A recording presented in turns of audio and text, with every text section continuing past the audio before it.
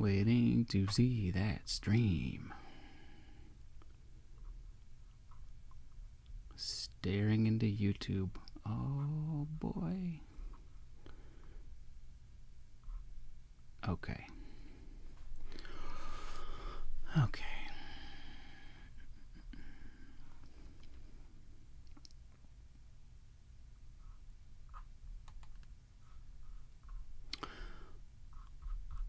Let's just double check. Oh yeah, okay. It's all happening now. Okay, so today we are going to look at how to set up QMK. So this was a video I promised 400 years ago and did not get a chance to put it together. So today we're actually going to do that. I'm going to show you how to install. I'm going to do this in Windows just because that's probably what most people are running who are watching this. So this is the fabled I think 5th part of the Dactyl Manuform build stream that I did a while ago, and I finally got a few minutes to do a video on flashing. So we're gonna go. I'm actually gonna go all the way from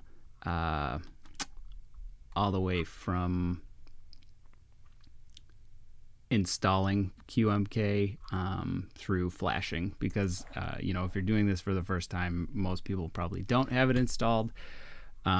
So we're going to install it and all of its little friends that it needs to actually work, and go from there. So the first page that we're going to look at is from the QMK documents site.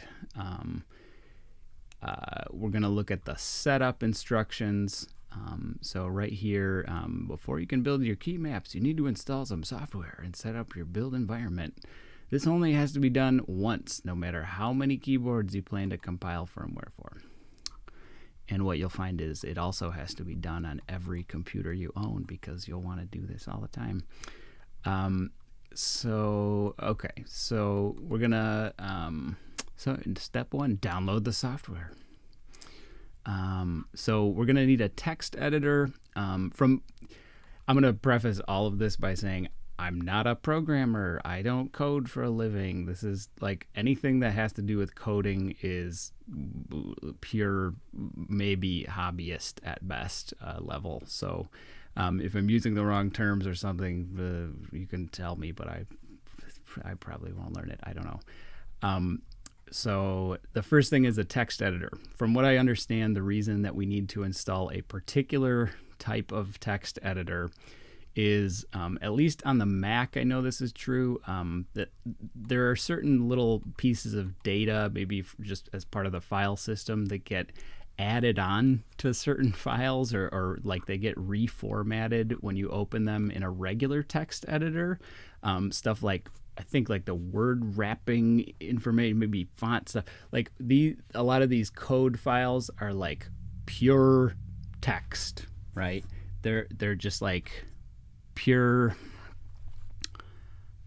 It's like a weird echo there. A lot of these files are just like a pure text file. Is that just a truck? There's a huge truck somewhere. I think I turned the bass up too much. I was trying to sound cool. Holy moly. Yeah.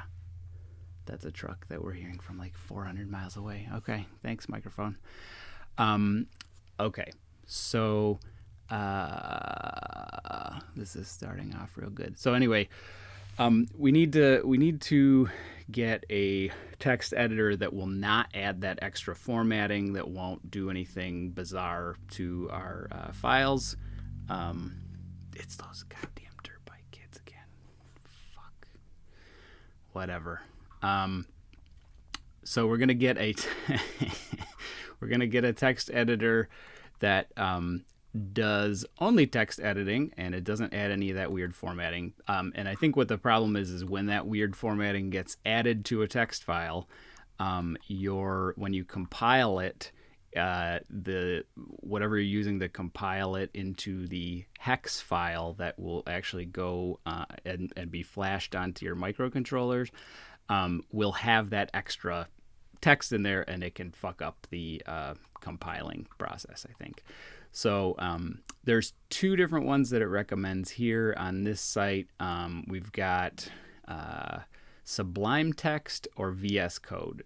From what I understand, Sublime Text is a paid program that basically lets you use it forever for free. It just bothers you.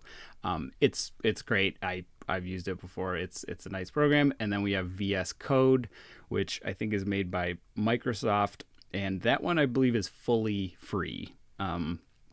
So I guess I'll recommend that one, just because I've already got that installed on here. But just to show you, we'll open that in a window here. You're just going to download this. You can go right from the link on that QMK page, and you're going to, it's Visual Studio Code. And this is just a text editing app, basically. But it's a text editing app specifically for doing coding. So some of the stuff that's nice to work in, and this is the same for Sublime Text, it's the same, but it highlights different parts of the code, like things that it recognizes as like a function or a variable or whatever, which can make it a little bit easier, especially if you have no idea what the hell's going on.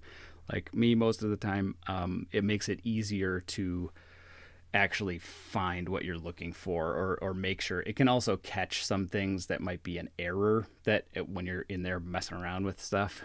So that's kind of handy. So I have already downloaded this. The rest of this, I'll go through the whole process, but for this, I've already got VS Code down here. I've got it installed on this machine, so I'm going to leave that alone. So that, I did not have any issues. It was just a very simple installation. So there you go. You're going to get VS Code first, or Sublime Text. It doesn't matter. And then, okay, so our next step here is we've got, make sure I'm very paranoid this is not streaming. Okay.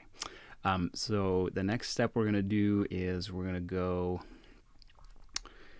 we have QMK Toolbox. Okay, so we're going to download QMK Toolbox, which I believe it's installing some things in the background that you need to be able to do the flashing and all that kind of stuff. So we're going to go, it says download the latest release here. And there is a Windows version and a Mac version. So we're going to find the Windows version. I think takes us to this. If you're like me and you're cool with computers, but you're not really a coding person, this GitHub is fucking so confusing. But this I think is what we're gonna. Nope, we're not gonna click on that. That's the release number. We're gonna go down here, and yeah, to me this is like nonsense. Like, it's not clearly marked at all. Anyway, under assets, we're going to go to find QMK Toolbox. We're going to get the install. Okay. I think I ran into some issues of just trying to use the exe file on its own. So we're going to get the install file and not just the QMK Toolbox exe. We're going to get QMK Toolbox install.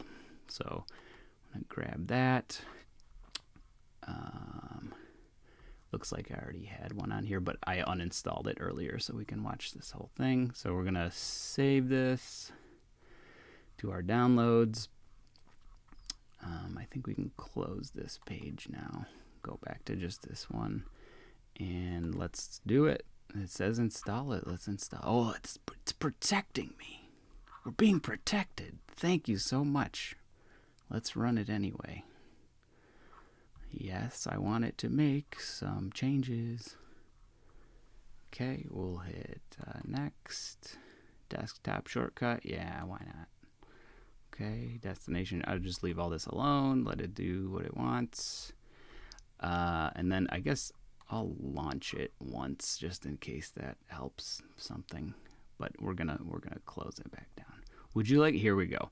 This is something that you want to do. So this is what I was talking about, it adding some stuff in the background that'll be useful. So would you like to install drivers for your devices? We'll say yes. Yes, I want to do what I said I want to do. Extracting the driver files. It says this can take a while. Don't close the window. Don't close the window. Don't close the window. Don't close the window. Don't close the window. Don't close the window. I would recommend at this point not closing that window. Okay, so it looks like it's done doing that. I didn't close the window. It closed its own window. So if it's not done, I think it's its own fault. Okay, so I'm going to close this for now. Okay, so we closed QMK Toolbox. I'm going to explain what all of these things are a little bit later. Right now, we're just getting everything onto the computer, and then we're going to go from there. Okay, so text editor, downloaded QMK Toolbox. Let's go down to the next one, Unix-like environment. Okay, so this is a part that's pretty different, whether you're on a Mac or a PC. On the Mac, I think you can already, it's how does it explain it? Linux and Mac OS come with Unix shells you can execute already. So it's something that's built into the operating system. On Windows, we're going to need to install, I don't know what the technical word for this is, like I don't know if it's an emulator of some kind, or basically it's just something that allows us to run a Unix shell to be able to compile the firmware, like after we make changes. So msys2. Okay, I did this on another machine just to make sure it works, so we're going to go ahead and do this. So we'll use that. I don't know why they didn't make that into a link. msys2.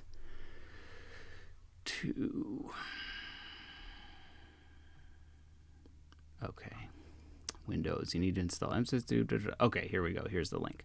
So follow the installation instructions on the msys2 homepage. So let's open that bad boy up.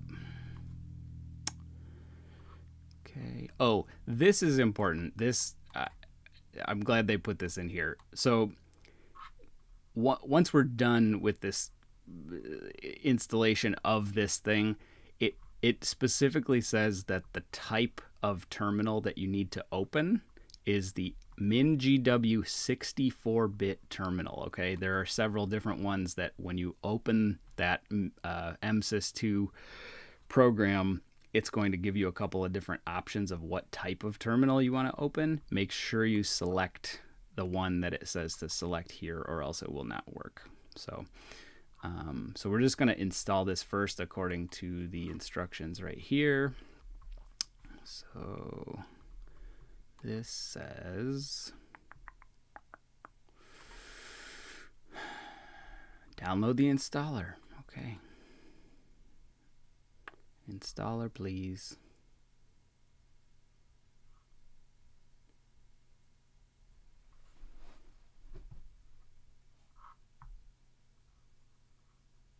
Yeah, no.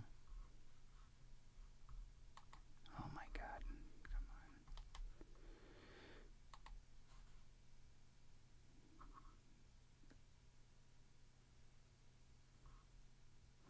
What's going on? Is our internet okay? Yeah, internet's okay. I want to download the installer. Okay, there we go. Failed network error. Resume.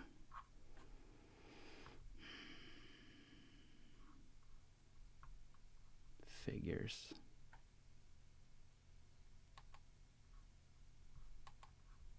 I wonder if I've got it on this other machine. Oh my God. You gotta be kidding me. Okay.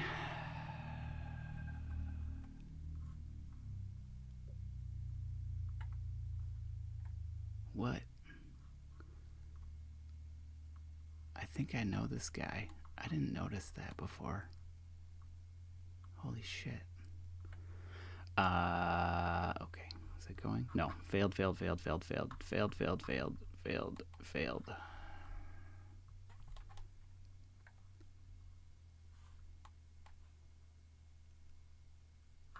It's still goofed. Well, on a good day, this works.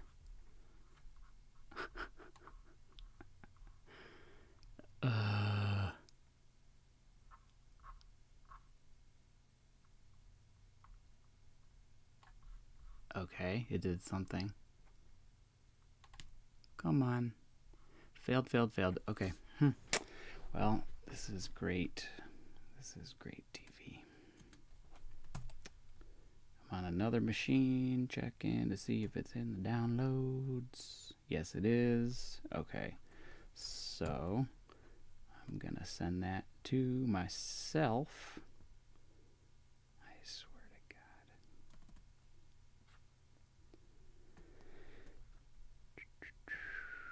Let's go to keyboards folder. Software, Windows. Okay, so I'm going to send that to my own self.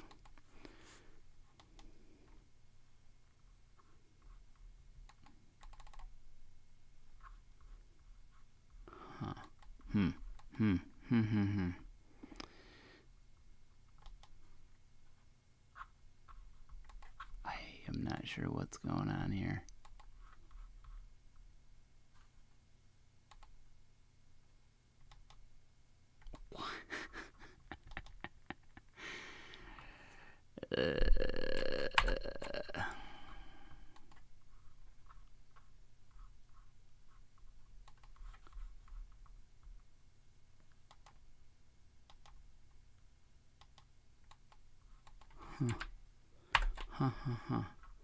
Well, skip this part.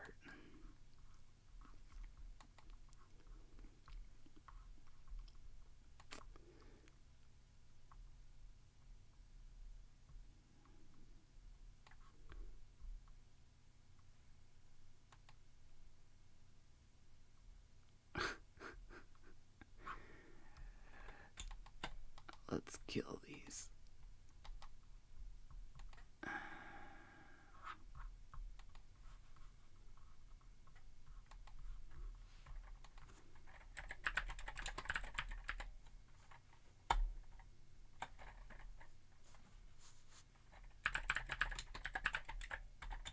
Oh, they changed the name back.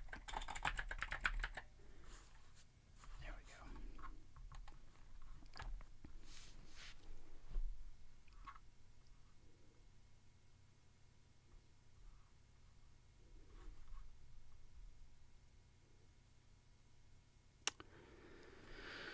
Come on now.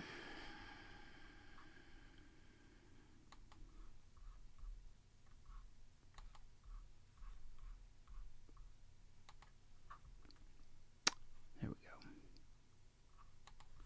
Okay, so we'll just wait a moment here, and it should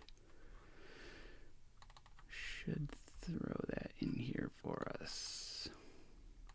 Just if it matters at all, I had no trouble downloading this from their website the other day, so you probably won't either. It should not be anywhere near this ridiculous. Copy. Downloads. Put it in downloads. Paste. Okay. So hopefully the next part of the instructions was open it. Yep. Okay. Run the installer. MSys2 requires 64-bit Windows 7 or newer. Okay, click next. Okay, so enter installation folder. This is saying like make a folder called MSys32 on the root. Let's see. Okay, thank you. Welcome to the wizard. Okay, good. Next, start menu shortcuts. Yeah, fine. Okay, So now we're actually installing it.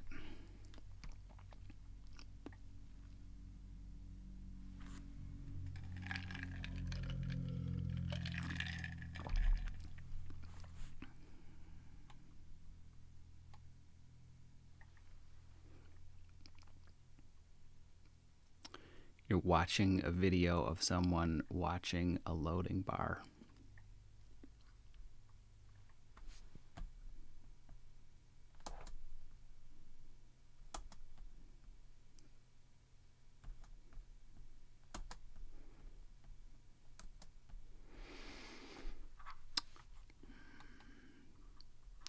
That 40%'s what gets you.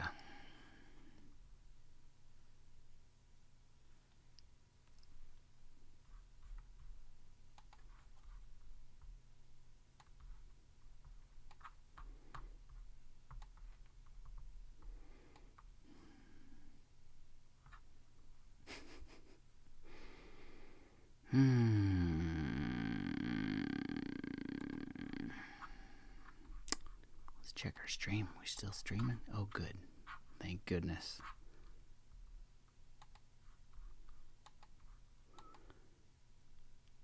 Okay, 49, 50, 51.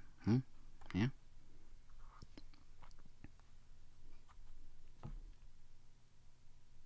I'm not editing this.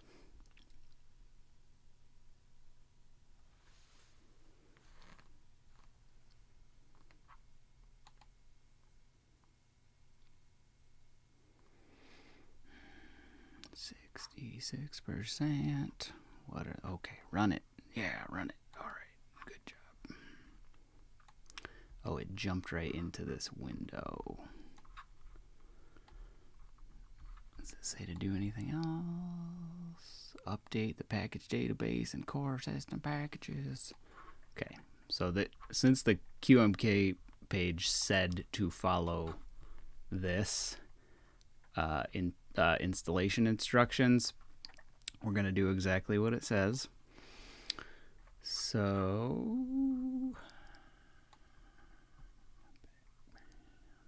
okay, update the package database and core system packages. I need a version of this where there's no explanation of what you're doing. It just says type this in, hit enter. PACMAN and space dash SYU.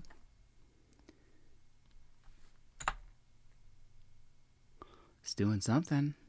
Synchronizing package databases.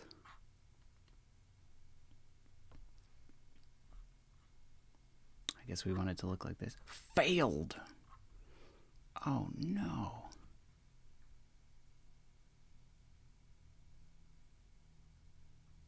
Huh.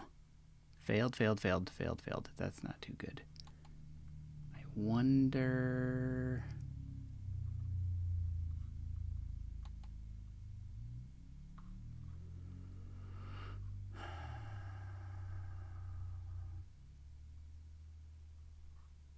Proceed with installation.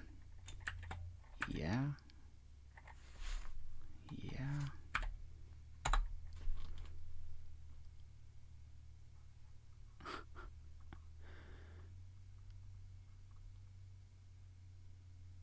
Oh, these are... It's probably because these are all coming from the same stupid server that the other one came from that didn't download. I swear to God.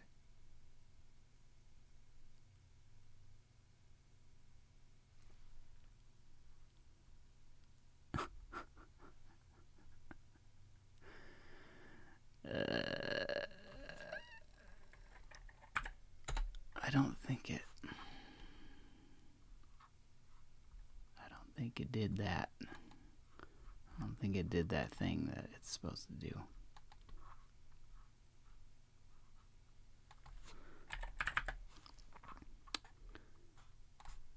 Let's open this.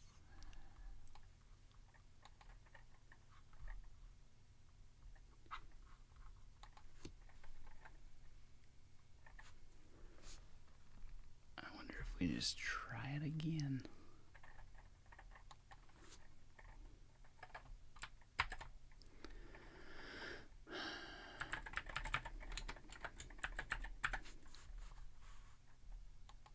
Let me see.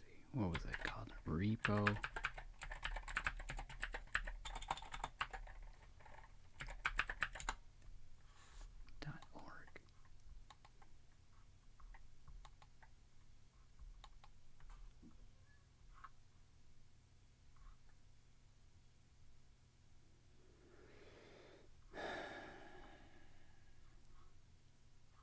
No, I think their server's down. It's a bunch of fucking bullshit.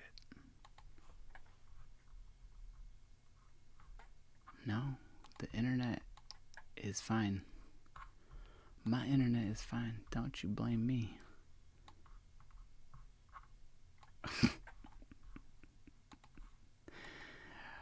Wow. Okay.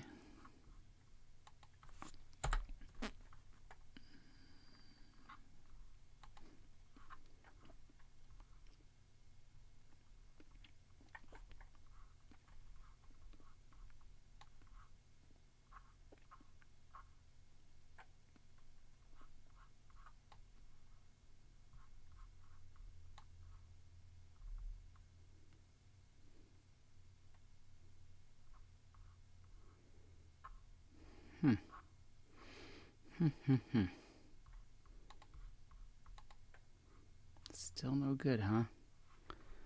I guess Sunday at 1:55 p.m. might be time for server maintenance or something.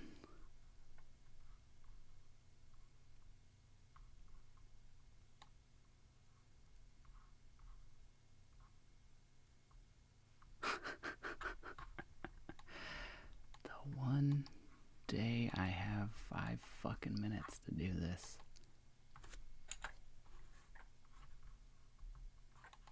Okay, I don't fucking know.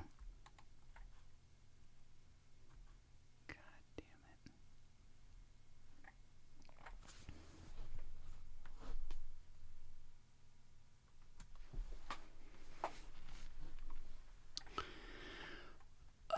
Okay, I don't know.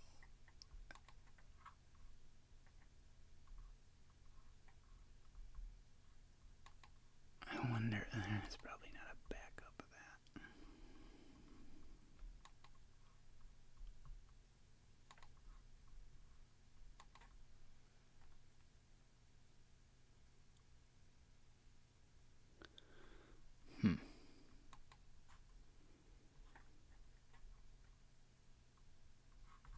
Okay. Well, give us a second. Maybe we can do something else.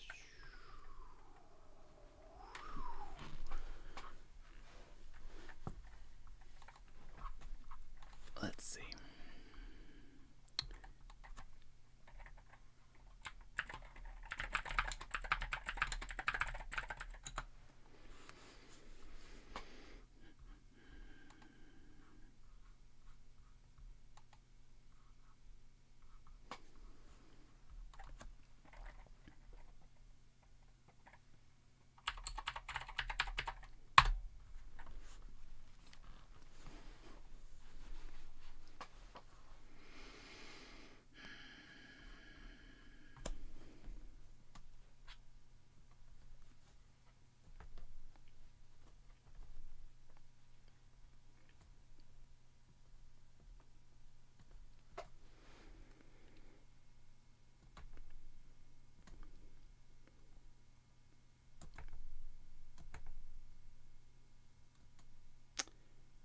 We're getting there.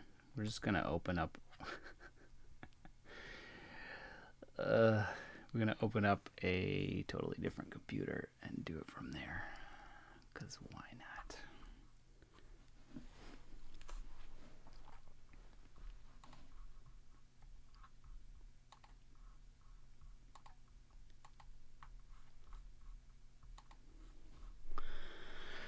Okay.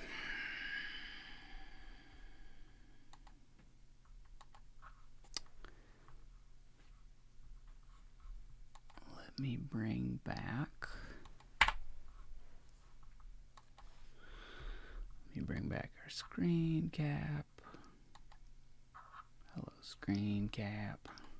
This is going to be super confusing.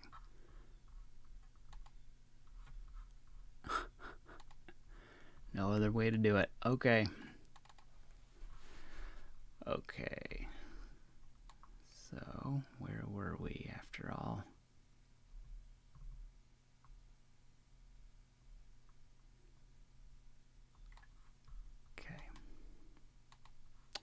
I'm just going to show you this. You'll be able to see this on when you go through this yourself because you'll be on this page. But we downloaded the installer. We ran it. It installed. And then we need to update the package database. So that would look like this. Where is my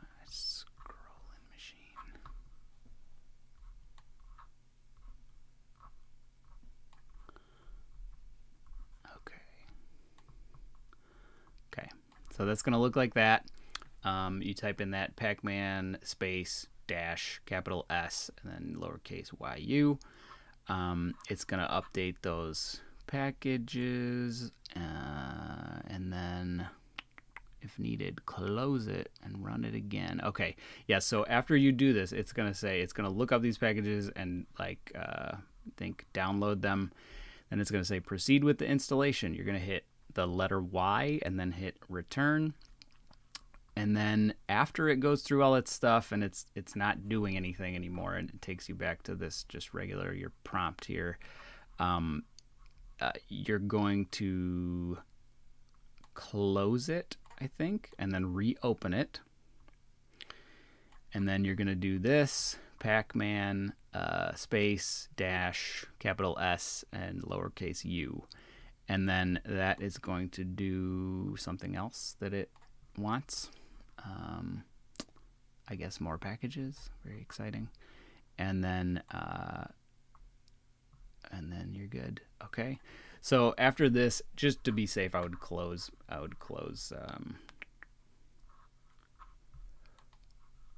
this MSys window and then reopen it again. Okay, so now I'm going to show you what it looks like after it's actually installed. I'm going to leave all that in just to like embarrass whoever's server this is. Okay, so now when I hit this MSys2 terminal, you can see it came up with those couple of different options. The QMK instruction said to do this min GW-W64 64-bit. Okay, so this is the shell we're going to open. Okay, this one is open. That's good. Maybe we'll do half and half here. QMK setup. Okay, so we installed that. Okay, and then this is saying run the following. I think these are two. I think I tried running this all as one thing and it didn't work. So I'm going to copy that in here. I'm going to paste it. That's just the top line. Going to hit return. Okay, and mine are all up to date because I already did this on this other computer. So we're gonna, it says skipping because they're all there, and it says there's nothing to do. Okay, on yours this might take a minute because it's actually downloading stuff and doing things. So then we're also gonna run this Python 3.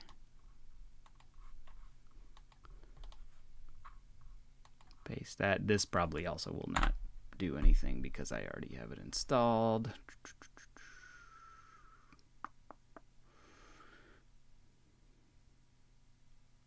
Hopefully I'm not wrecking my existing installation. Ha ha ha. Requirement already satisfied. Okay. So on yours, this will go through all of these, install them, blah, blah, blah. So, okay, this is a Mac instruction, so we don't need that.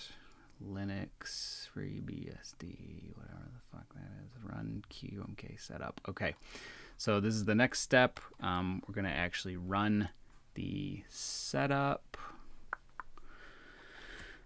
Okay, so this just says type in QMK setup.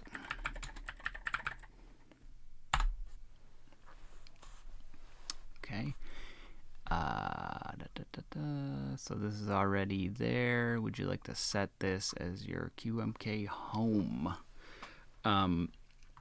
So we'll just say, I don't want this to overwrite anything. I'll just say yes, I don't know. Info, wrote the configuration, found all of these things already. QMK is ready to go. Okay. Let's see if that didn't destroy my life.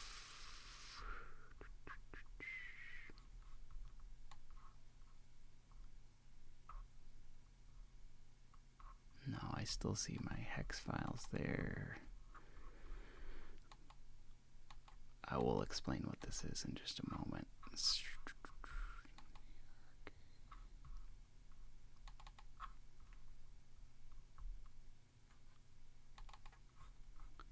Still here? Okay, good. All right, so on yours, I believe this previous step is just telling it like, hey, do you want to set this file path as the QMK home, which means just where QMK, when you're operating in here, where it's going to look for files, where it's going to look for stuff that it needs. So I think that's okay. So we did that, QMK setup. Okay, so this one, okay, so basically like the two parts of QMK that we've installed now at this point are the QMK Toolbox, which is actually the part that relates to the later step in this process, and QMK itself. So I don't want to restart Windows. No. Okay. Okay. So when we're doing things in QMK from the command line here, we're basically all we're using this for as normal human beings who don't understand any of this fucking horse shit is we're going to just be compiling the firmware. So that's just taking it from its collection of lots of different little code files and converting it into a finished what's called a hex file, HEX file, that's going to then get flashed onto the chip on our microcontroller, which is usually the Pro Micro or Elite C or whatever it happens to be. So this is saying test your build environment. Okay. So now that we do have this build environment here, we can use these QMK commands now. So like this one where it says QMK compile, the compiling is when you take all those files and compile them into the hex file that you can flash onto the keyboard. So what you've got here is we've got a full, if you look in your Explorer, you've got let's see, boop, our C drive, and then we've got, I think it's going to be under users, me, and then we've got this QMK firmware folder right here. Okay, so when you open this up, this is if you download the QMK firmware from GitHub, you'll have all this same stuff. Okay, so the area that we want to look at, there's a lot of stuff going on here, but the area that we are concerned with really as people who are probably mostly just going to be changing our key map, and that's it. We're going to go into keyboards, and in here you can find lots of keyboards, but we're going to go to, let's see.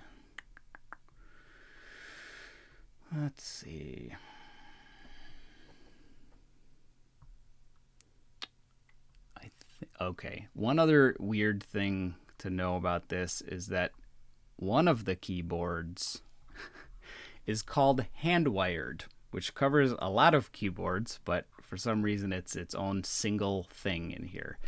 So I think if we're continuing on with the Dactyl Manuform build, we're going to go into hand-wired. And then in here, we should see Dactyl Manuform. Okay. I don't know what this one is. Dactyl Pro. I don't know what that is. Dactyl Manuform is like the base one. If you're following along with any of the instructions that I gave, or I think the Nick Green wiring diagram, this is what you want, because this matches that wiring exactly. And what we're going to do is, you see there's these different sizes. So Dactyl Manuform comes in several sizes.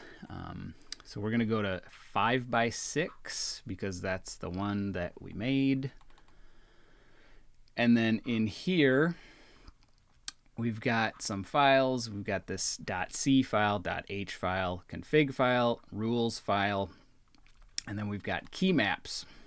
Okay, so in keymaps, these are all of the keymaps that have been officially pulled into the QMK repository. So people, whoever is in here, they submitted like, hey, I've made this new keymap, can you add it to the official list of stuff? So all we're gonna fuck around with right now is the default one. So in default, we've got a config file and a keymap file. This keymap file is really the only one you need to edit most of the time. Every once in a while, there's some stuff in the config file that you might need, but for the most part, it's just the keymap file. So before we start messing around in there, let's go back here and do what this thing says. So let's see. So it looks like we've got QMK compile -kb, and then we're going to type the keyboard name. So this is hand wired, and here it's saying there's a lot of these weird subfolders, so I'm going to try to get this right. So this is going to be hand wired / Dactyl. How is it listed in here? This helps to know. So Dactyl _ Manuform, and then 5x6.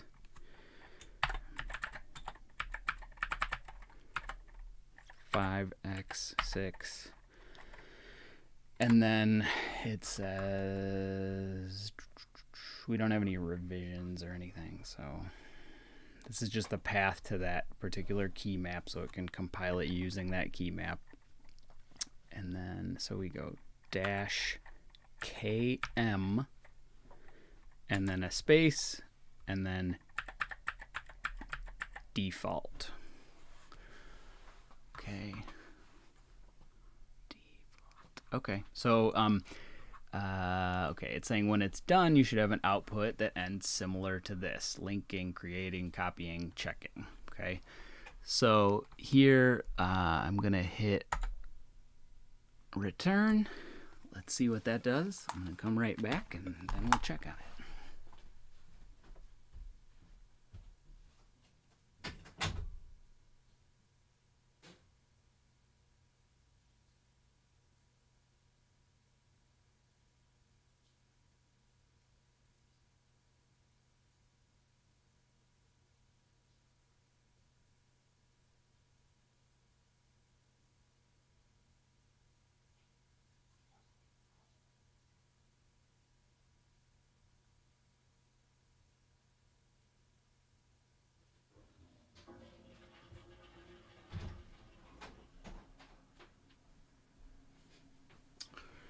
Okay, how did we do? It's still just sitting there saying QMK firmware 0.10.18. We'll get to that 1.0 eventually. Let's see. Okay. I remember maybe the first time doing this, it did sit here for a hot minute. I don't know if it's just because this is, I don't know if it's, I'm just using the word emulator because I don't know what else to call it, but this program, like, for some reason, I've done this on a Mac as well, and the compiling process and everything takes like 5 seconds on the Mac, maybe just because it's already running this type of shell, and on the PC it takes forever. Okay, looks like it's doing it. So basically what we're seeing right now is QMK is compiling all of these different pieces of code into that single hex file that's going to let us flash it onto the keyboard. And since we chose the default keymap, which is the one we were just looking at a moment ago, that's exactly what we're going to get. So whatever the keymap is set up as in that default file, that's what we're going to get. Okay, it says checking file size of handwire dactyl manuform 5x6 default.hex, and it says the firmware size is fine, and it looks like we have a lot of room left. So when it says the firmware size is fine, it's checking that the finished compiled size of that hex file is small enough that it can fit onto the Pro Micro, because if it's over a certain size, it will not fit on there and you won't be able to flash it successfully. Okay, so just to show you where that file actually ends up, if we go here, I'm gonna let's open a new window. Okay, so in QMK firmware, if we go just back to that QMK firmware base folder, it's going to stick those right in here. So you'll have to scroll down and look for that file name that it gave you down here, which is this. So here we see handwired _ dactyl _ manuform _ 5x6 _ default.hex. Okay, this is your firmware now for your board. So this is what you're going to flash onto the Pro Micros on your board. So this is one way of doing it. That's, I would say, if your only goal is just to flash the default thing onto your board, I'm going to show you an easier way to do that. But now that we know how to do this, we will know how to compile a new firmware once we change the keymap. Okay, so you are going to want to know how to do it this way, even though it seems like a big pain in the ass. Okay, so we've got that there. That's good. So next we're going to open QMK Toolbox. Okay, so it may have made a shortcut for you somewhere. If not, just search for it. Okay, and here we go.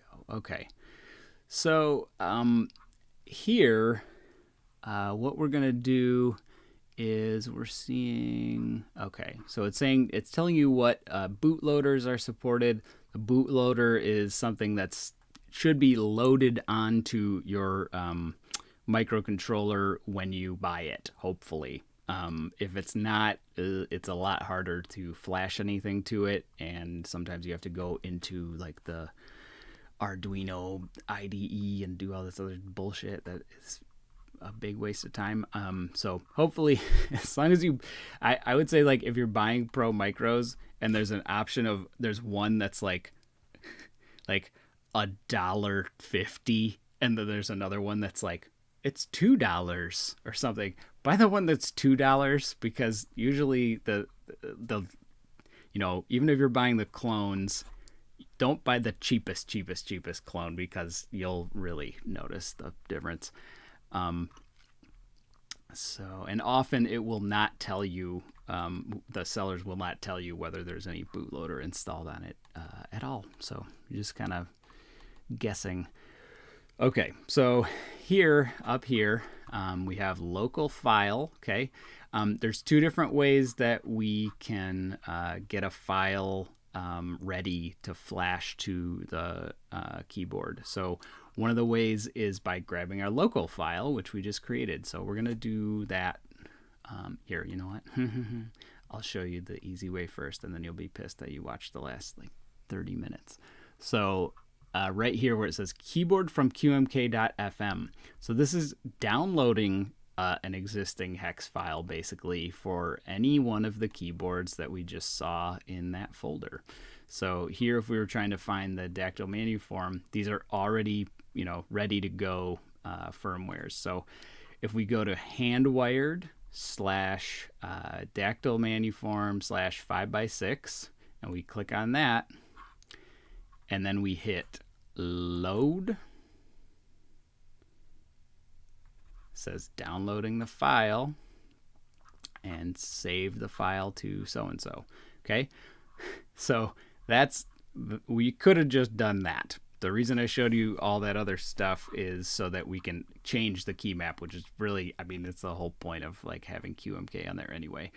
So we have this hex file. After we hit load, that's all we have to do. You'll see it populated this local file field with that new one we just downloaded with all these letters and numbers on the end.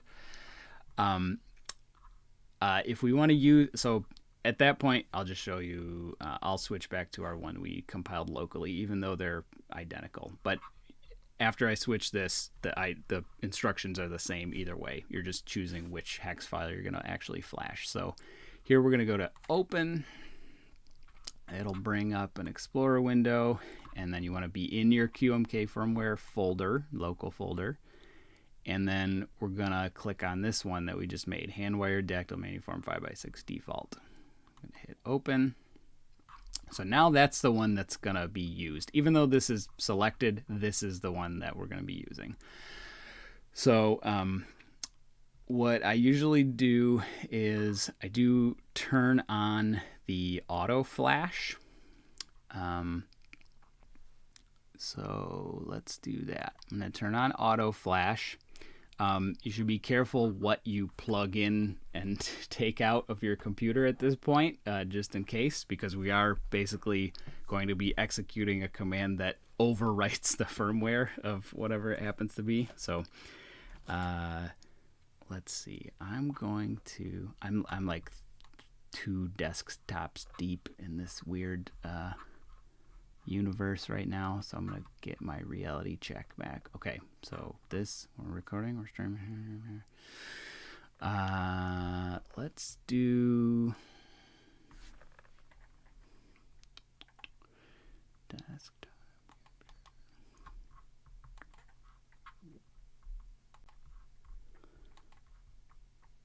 Let's see. So if we take this, we do. You probably won't be able to see anything.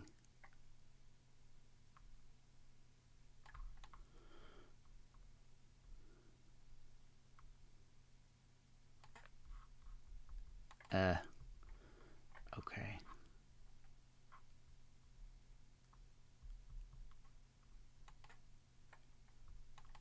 How about that one?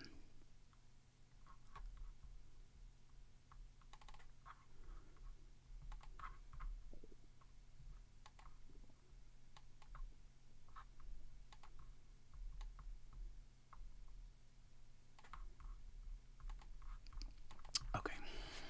Sorry about that. So I'm going to get these usurpers out of here.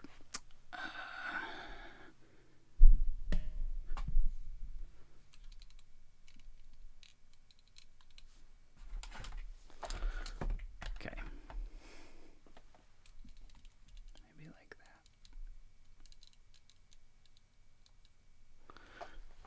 Okay. Okay, so we've got our board that we built, and if you've been following along live, your board's just been sitting here for about a year, but today's the day. So on the back of these, I've just got little extenders coming from the Pro Micros inside of them that are, it's a little USB micro extension cable. I don't know why that won't go. There we go. Just a little USB micro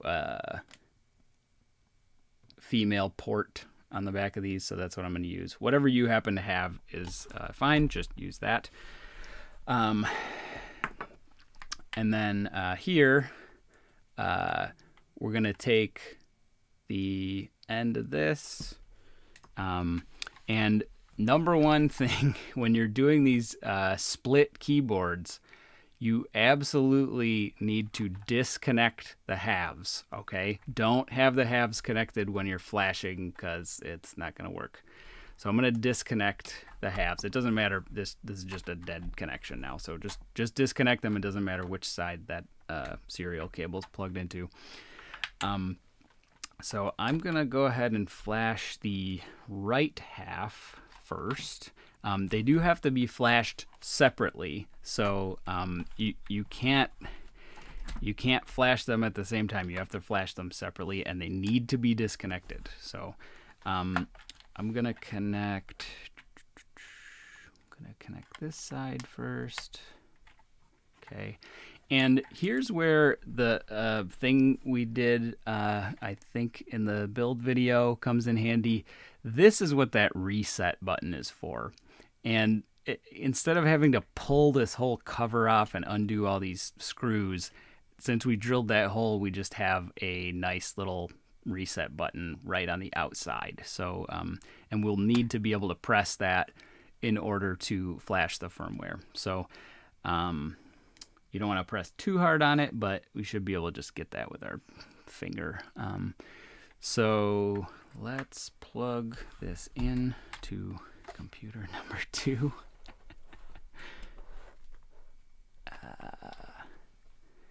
And I'm going to switch back to that view.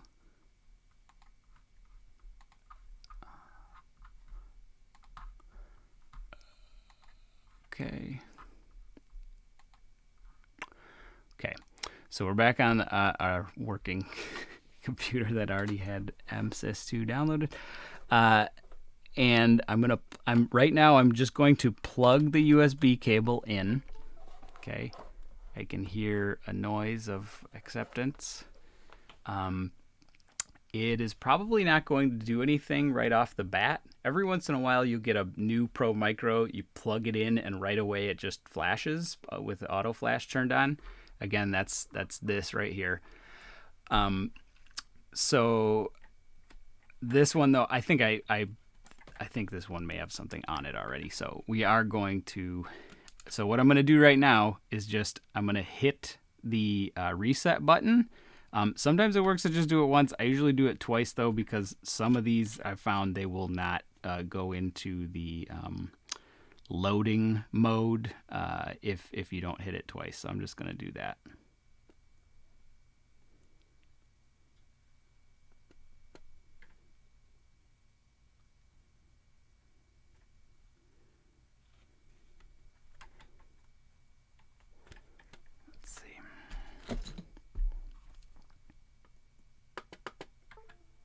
Okay, you hear it disconnect.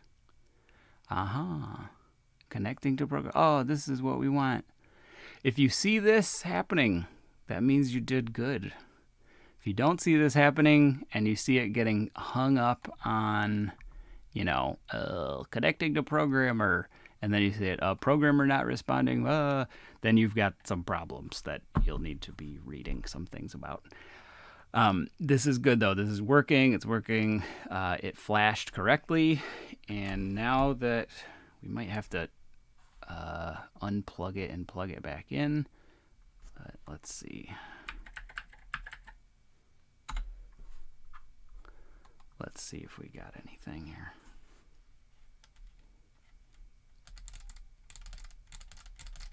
Yes, we do.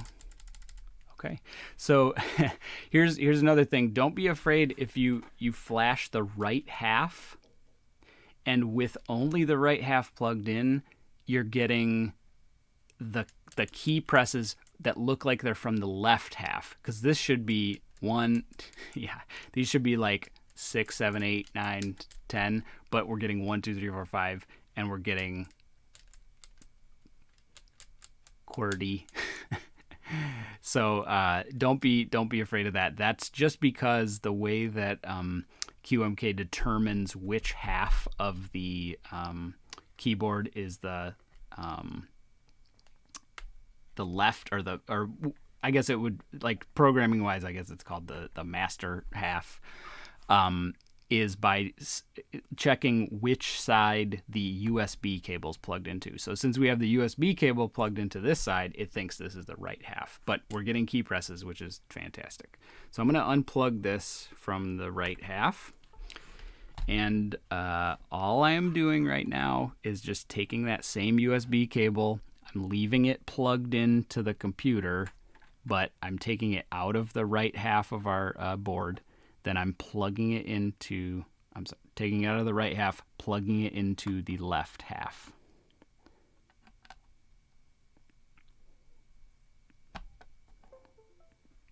Okay, so it registered that something is connected.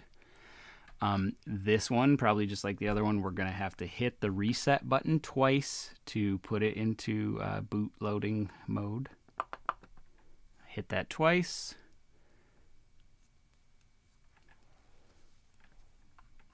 Maybe more.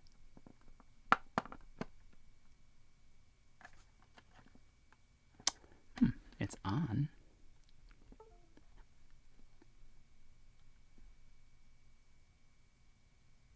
Oh, there we go. Okay, that worked. I think I just had the USB cable in a little goofy. So there we go. Let's try this half out. Oop. There we go. Okay, we got some letters. That's good news. Okay, cool. So you can uncheck this auto flash. It's okay to leave QMK Toolbox open, but I'm going to uncheck auto flash because we don't want it to be trying to overwrite things that we plug in. And I'm going to minimize that for now. So that went very well. It doesn't fucking matter. Okay. So, yeah, so essentially, I'm going to get out of here. Oop. How do you escape this? How do you escape this world?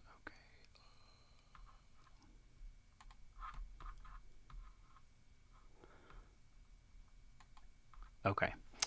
So I'm going to unplug the USB cable here, and I think now we can go back to our main. Oh no, we can't. We can't do that. I'm gonna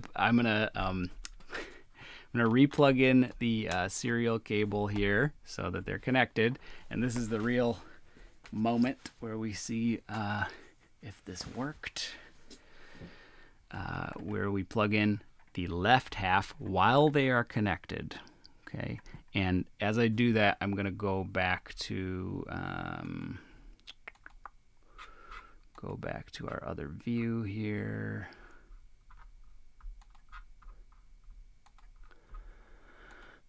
Okay.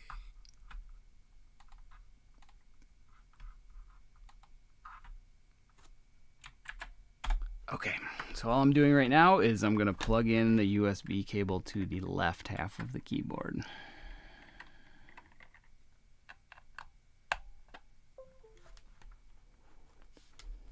Okay, here we go.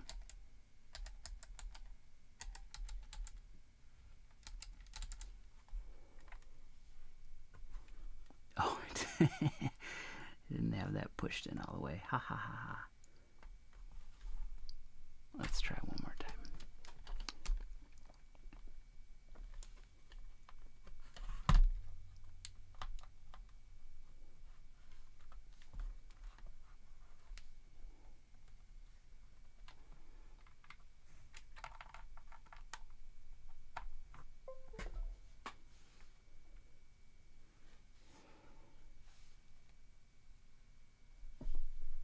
Okay.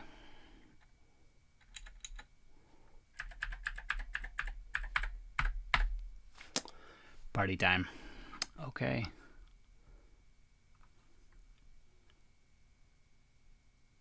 Very good. Okay, fantastic. Okay, so we made a keyboard. We flashed it. You can throw some keycaps on there, and you're good to go. And then you're gonna find out, oh my God, these keys don't do what I want them to do. Why don't they do what I want them to do? So in that case, what you're gonna be doing is the following. I will show you right now.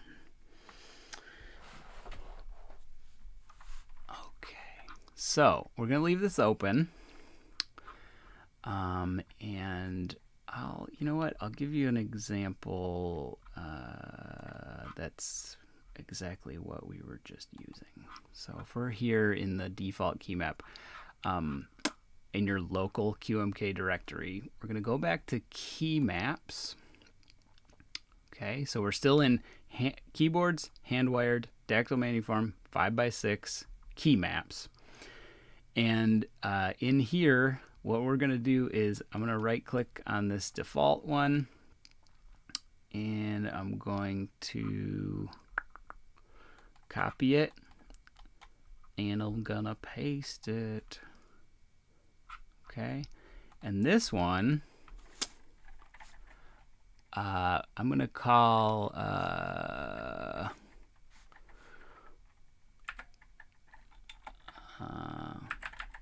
fancy username.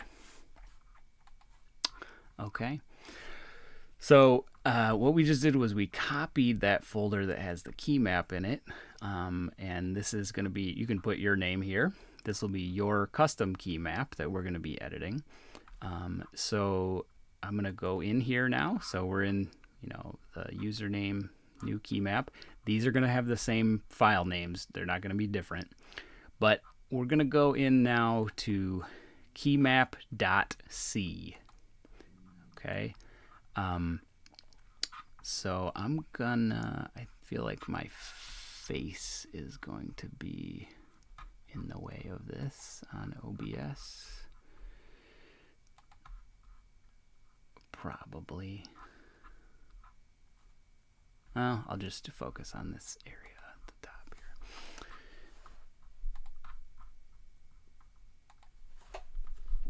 here. Okay. That should be okay. So, okay. So, looking at this, can I do it like this? Oh, that doesn't show the cursor. Okay, whatever. Also, I'm sorry. This is of course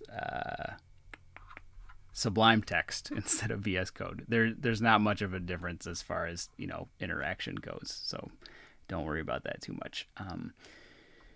In here, so this is the keymap.c file. This is when you're changing your layout, you're doing different stuff with it. Almost everything that you're going to be doing, unless you're doing super duper fancy stuff, is going to be in just this file.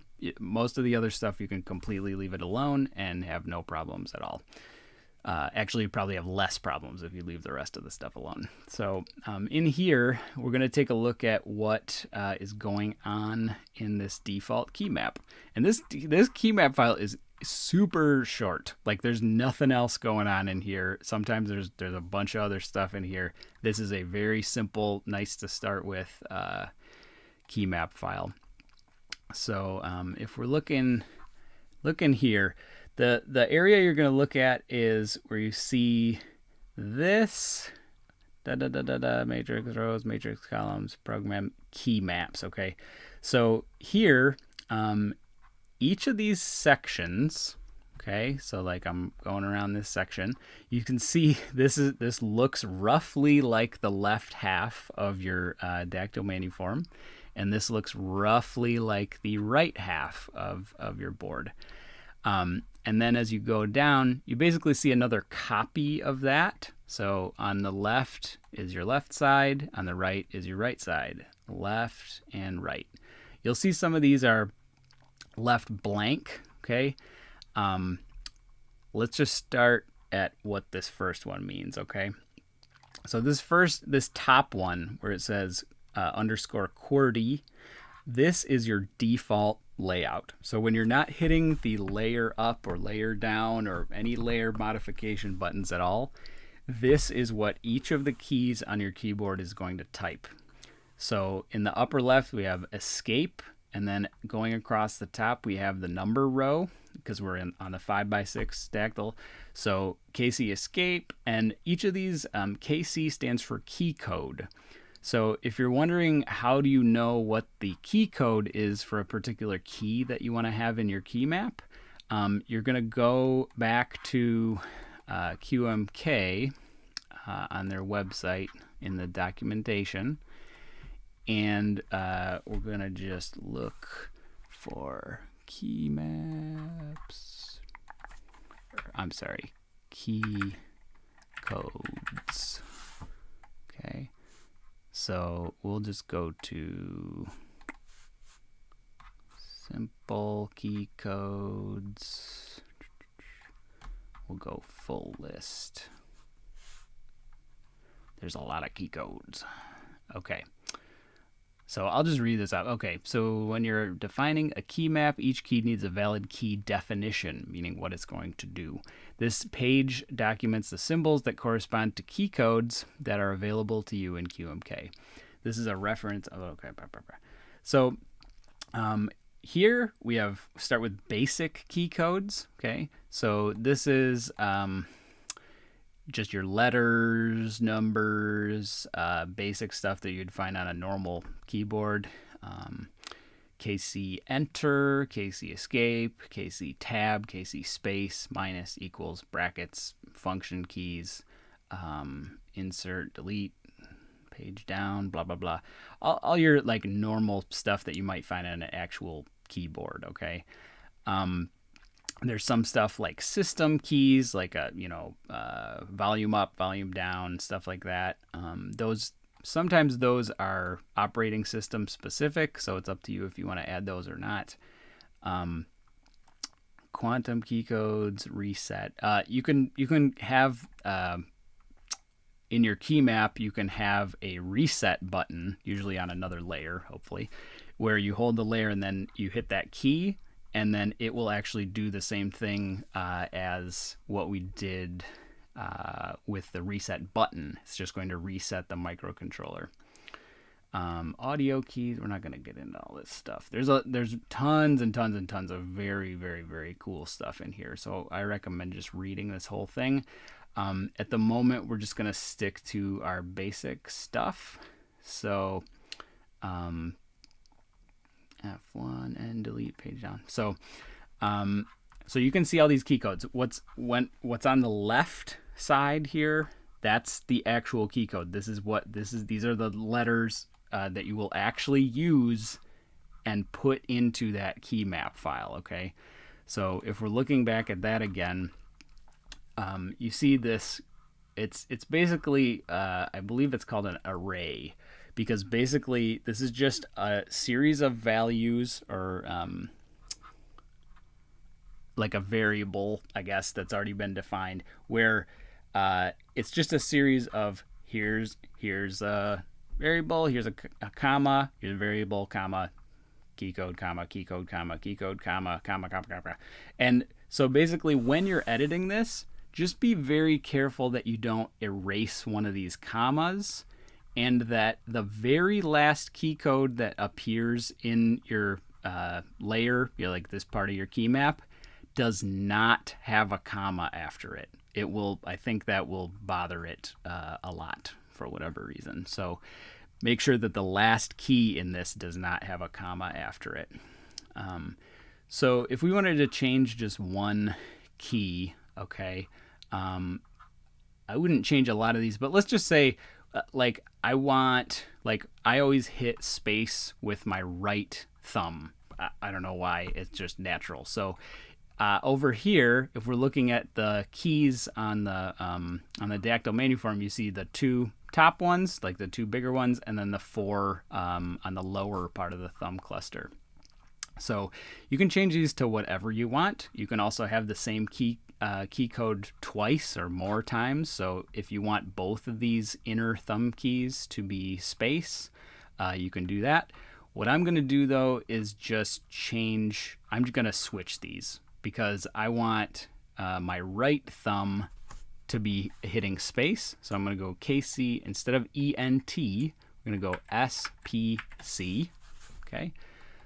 So that's KC space. And then over here, I'm going to change it from SPC to ENT. Okay. And I didn't delete any of the commas. I didn't move anything around. You can move these things. You can add spaces as much as you want, and it's not going to really bother much of anything. But those commas are important to leave them intact. So here, what we've done in this keymap file, keymap.c file, is we've made this left thumb button into enter, and we've made this one over here into space. This is just a super simple example of what you can do in here. To explain what these other things are, if you haven't had any experience with QMK at all, one of the very powerful features of it is what's called layers. So a layer is basically you are hitting a certain key, which in this case would be the raise here and the lower here.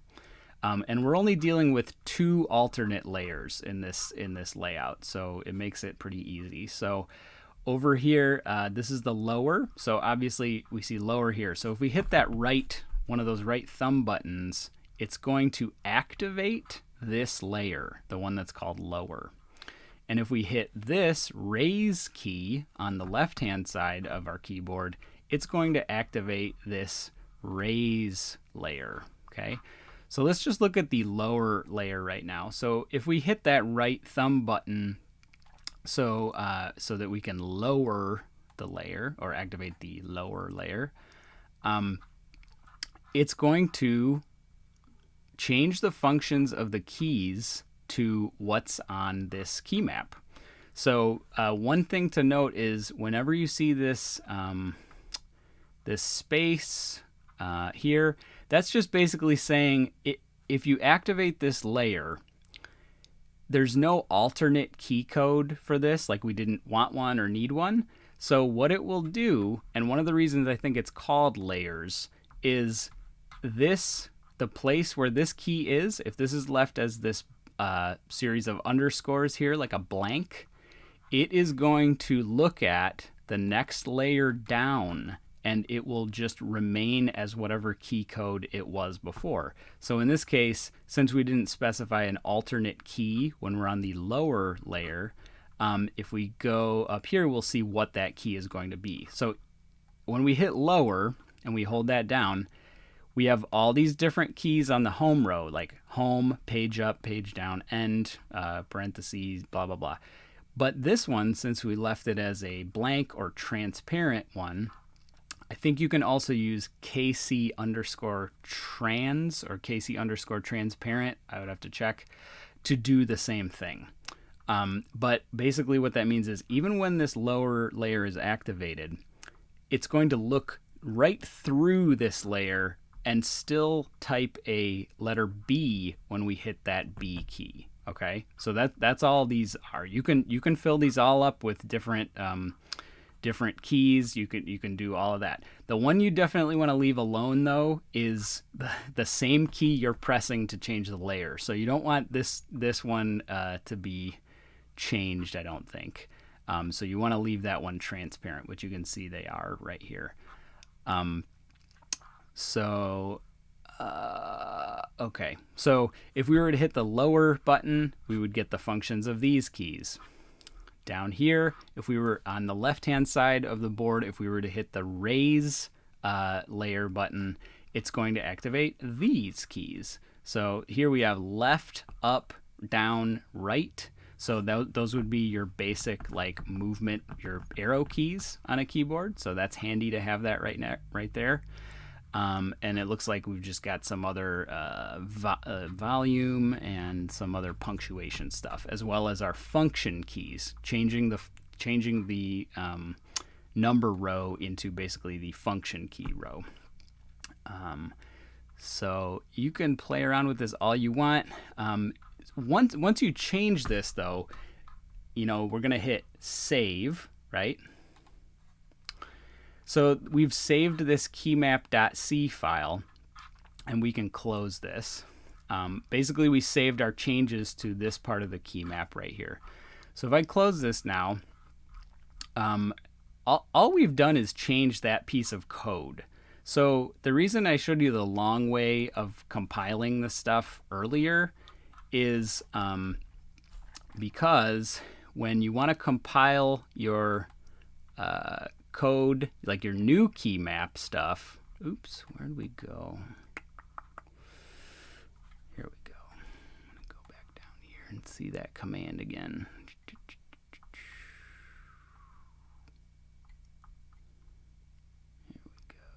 QMK.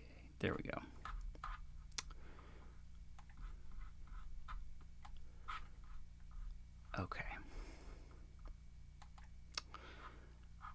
Okay.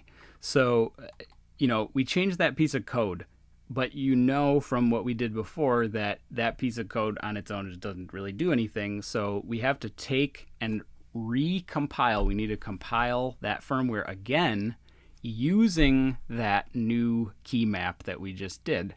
So what we would do is we're going to type in QMK compile space -KB, and then we're going to go hand wired /dactyl manuform /5x6, and then we'll type a space, and then there's -KM, that's for keymap. So the -KB is for keyboard, -KM is for keymap. And instead of, last time we typed default, right? And that compiled the firmware using the default map, which is in this folder that's called default. And every keyboard, I believe, in QMK has one called default. So if you're ever not sure, you can always just compile it with the word default at the end, and it should work. Here, though, we've created a folder, our new keymap, that's called fancy username. So over here, at the end of this command, we're going to type fancy username. Okay, and then we're going to hit enter, and we'll see what happens. Should be fine. We didn't mess around with anything too crazy. We just changed 2 of the key codes in the Keymap.c file. So let's see how this goes. Again, taking a hot second. Also, while that goes, if you scroll down, oh, there we go. Looks okay.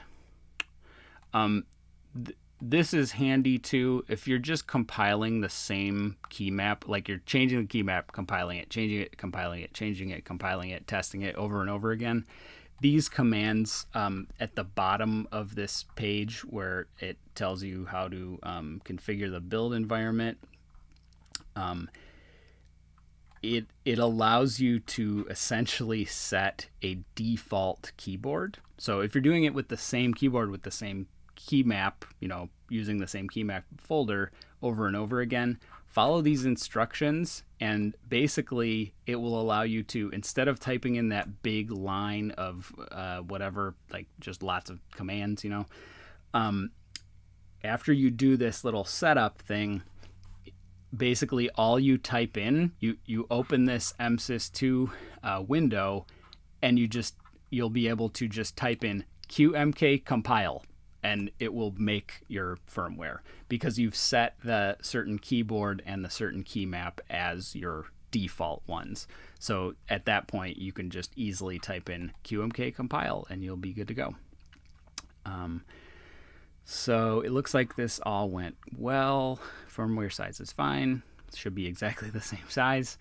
And at this point, when we go to, we're going to open QMK Toolbox again. Okay.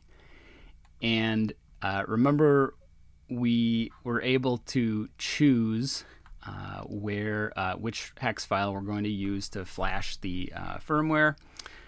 We're going to go here to open. Okay. And remember, we said that when the firmware gets compiled, it gets dumped as a hex file into the base QMK firmware folder on your hard drive. I'm going to go down and look and see if it's there. And we have, okay, we'll make sure to read the whole thing. Okay. So we've got some corn stuff, and then we've got hand-wired dactyl manuform 5x6 default. That's the one that we made earlier with the we compiled using the default keymap. Then here we have blah blah blah dactyl manuform 5x6, and then fancy username. And if we had this open, it would have .hex there. So that's the one we just compiled. That's the one where we changed what the keys do. We're going to click that one, and then we're going to hit open. Okay, and at that point you can see the file path right here. It's loaded it in, and then all you would do is hit auto flash again, disconnect the two halves of your keyboard, plug them in one at a time, and double tap the reset button, and then it will flash the new firmware onto each half. Then you're going to disconnect them, plug the two halves together, then put your USB cable into the computer connected to the left side. And at that point, you'll have a left thumb key that is enter, and a right thumb key that is space.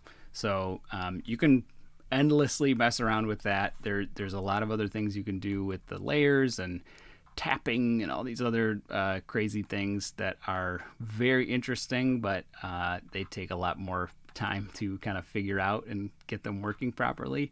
But all of that is on the QMK documentation. That documentation is very good. Like there's tons of information about it. And I'm just trying to think. Oh, you know what? Let's take one more look at I'm going to disable this. One other way that we can make firmware for our boards. And this is a tool called the QMK Configurator. So the QMK Configurator is, I think, just like a lot of the stuff, I think it's all in beta still. But if doing what we just did strikes you as horrific and just totally awful, there is another way that you can do this. You would still need to download the QMK Toolbox app to be able to actually flash the firmware, but there is an alternate way of making that firmware. So if we go open a new tab and we go to QMK Configurator, look there, okay.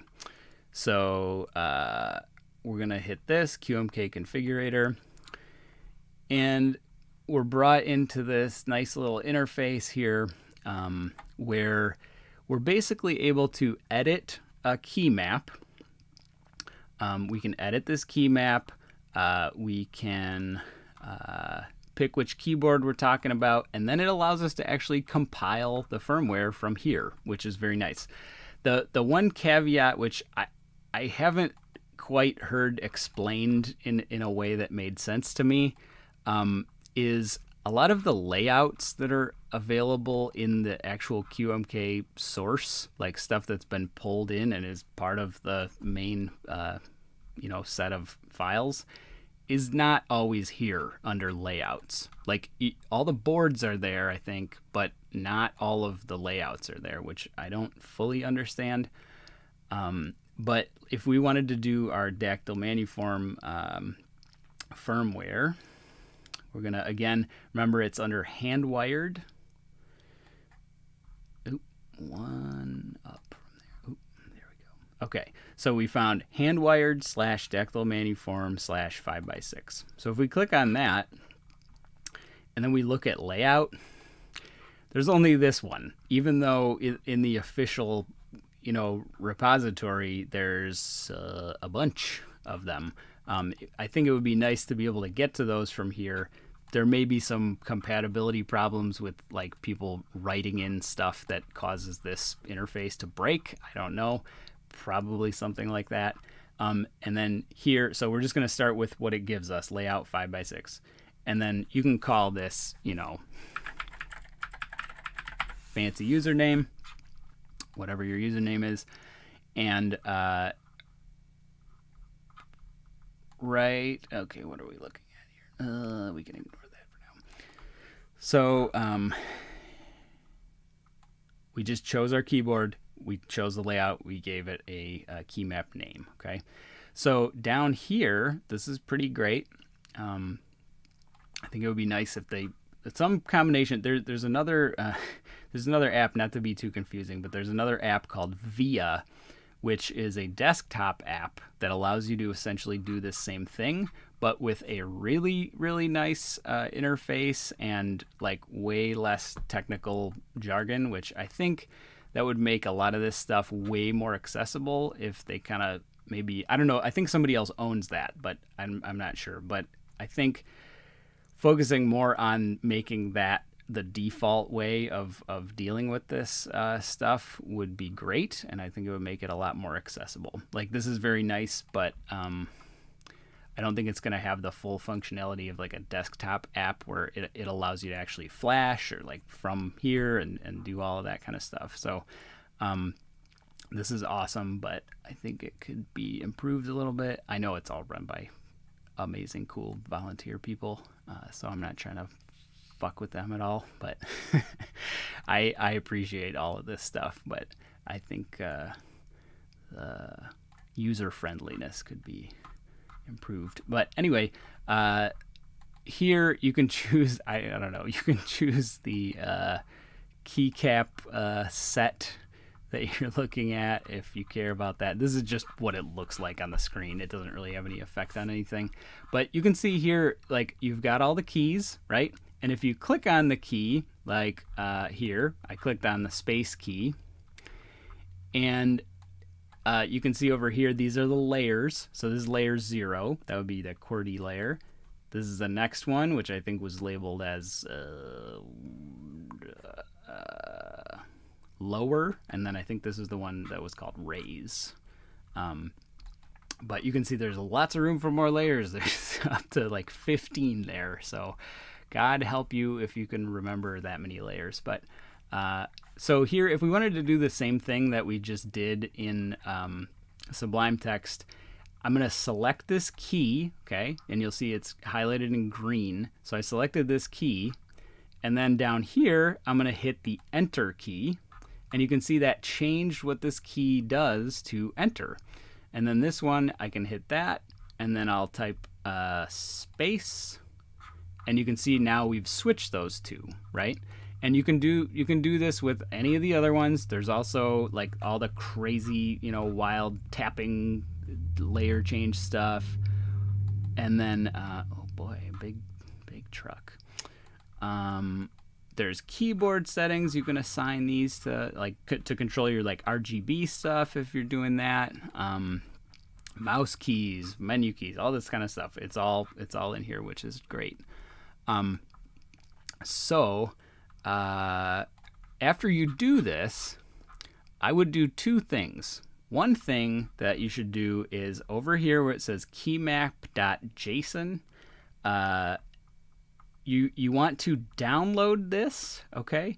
If you download this, I'm gonna we'll put it in downloads, fancy username.json.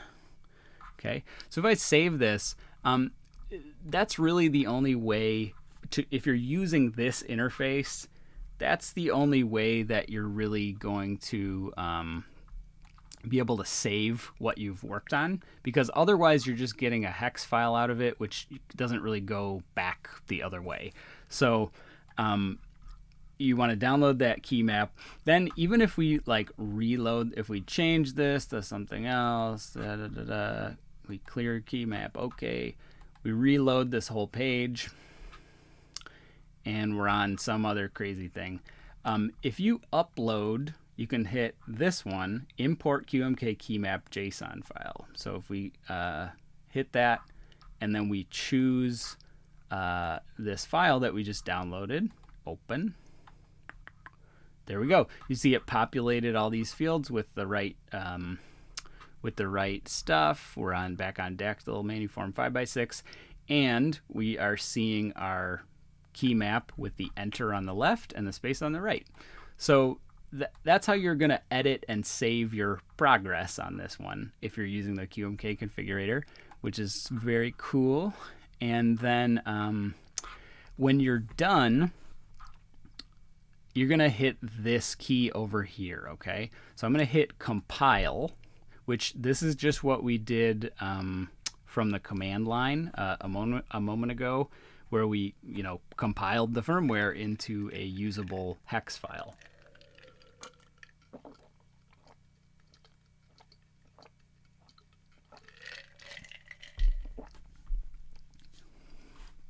There's a big potato on the screen.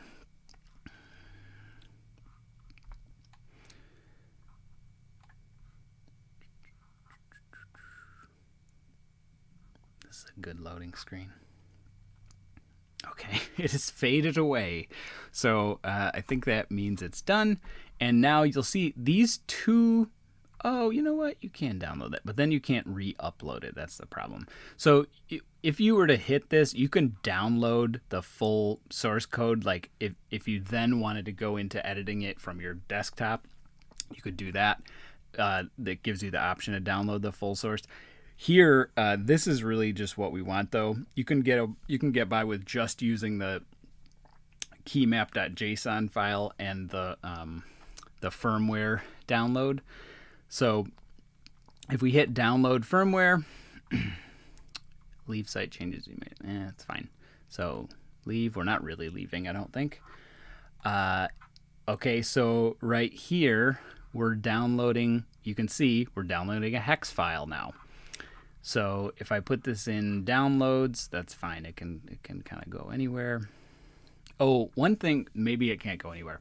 One thing I noticed is that if you're using folders on your local machine that are like Google Drive folders that are part of your Google Drive and they're synced and they have, I think that's the problem is that they have some additional metadata like attached to the file that Google Drive is using. Don't use that for your QMK stuff. Use a different folder that's just a regular old folder that's not being synced anywhere, or else you may run into some problems. I did trying to use hex files that had been put into like a Google Drive folder. I'm not 100% sure why. Anyway, so we downloaded that firmware file. At that point, we would just go back in the QMK Toolbox locally and go to open. And then I think we had that in downloads. And that must have been this one. Fancy username. Open. Okay, so at that point, we can go ahead, hit auto flash and plug our boards back in, flash them, and then whatever it is that we specified in this keymap on the configurator, that's what we'll get, which is awesome. And then, like I said, as long as you're using this default, I believe it's, default, 5x6 default is where you're starting from, then the build guide that you followed if you watched the videos before this, that is the same wire, like matrix wiring, rows to column, like it's all the same wiring that matches this. If you grab some of the other, I don't know exactly any of the other ones, but I know this one works, so I would just start from there. So there we go. So that's all the basic stuff. There's some neat things that you can do maybe we'll do like an advanced video at some point. Just give you like a year to digest that so far. And we'll go into maybe some of the like layer tap stuff, some of the like having a key do 2 different functions. One of the really cool things in QMK is that you can have a key that when you tap it, it does one thing, and when you hold it, it does something different. So an example of that would be like the space bar, right? So if you have a key that's normally just a space bar is not a key that you really ever need to be able to hold down. It's just a key that you tap to create a space. So what you can do is make that key have a behavior where when you tap it, it does what it normally does, where it types a space. And when you hold it down, it does, it basically can become like your command key or your control key. So without ever leaving your main little area, your home keys, you can do quite a lot with that. Other keys that are similar would be any of the function keys. So like, or modifiers like Alt, Control, the shifts. There's a nice feature where I think it's like a built-in key code now where if you hold left shift, it acts like shift. If you tap it, it types like a left parentheses, and then the right shift does the right one. So anytime you're holding it, it just acts like regular shift. If you tap it, it types that punctuation for you. So let me see. I think that's gonna be it. I'm gonna close this window up.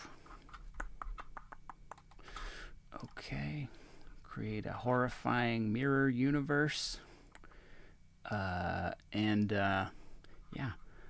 Thanks for watching, and hopefully we'll be back with some more videos, given having enough time to do so.